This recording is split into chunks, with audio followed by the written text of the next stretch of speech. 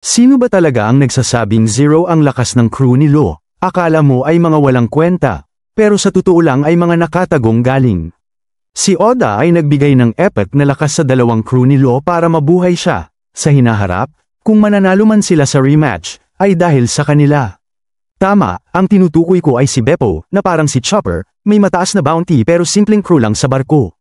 Pero sa totoo lang, siya ay may malaking potensyal sa laban, kahit na mahilig siyang mag-sorry, hindi dapat maliitin ang kanyang lakas. Akala ng lahat na mascot lang siya, pero hindi nila inasahan na siya ay magiging isang Red Moon Warrior. Sa anyong ito, kaya niyang talunin ang tatlong Blackbeard at ang kanyang mga alagad. Kahit hindi ito magtagal, sapat na ito para makabawi sa laban. Sa ngayon, may malaking potensyal pa si Beppo na umangat. May malaking potensyal sa hinaharap, si Jin Bart, ang golden right hand ni Lo, ay hindi rin dapat maliitin. Kahit na hindi siya nag-eensayo ng utak, ang kanyang depensa ay napaka-imposible. Hindi siya kumain ng devil fruit at wala siyang haki, pero kaya niyang harangin ang bala ni Van Ogre gamit lang ang kanyang katawan.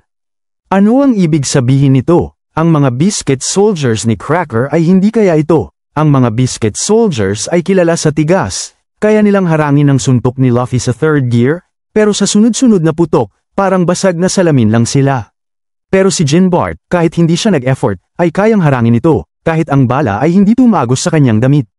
Sa depensang ito, dapat ay may bounty siya na 71. Si Oda ay talagang nag-isip para mabigyan ng pagkakataon.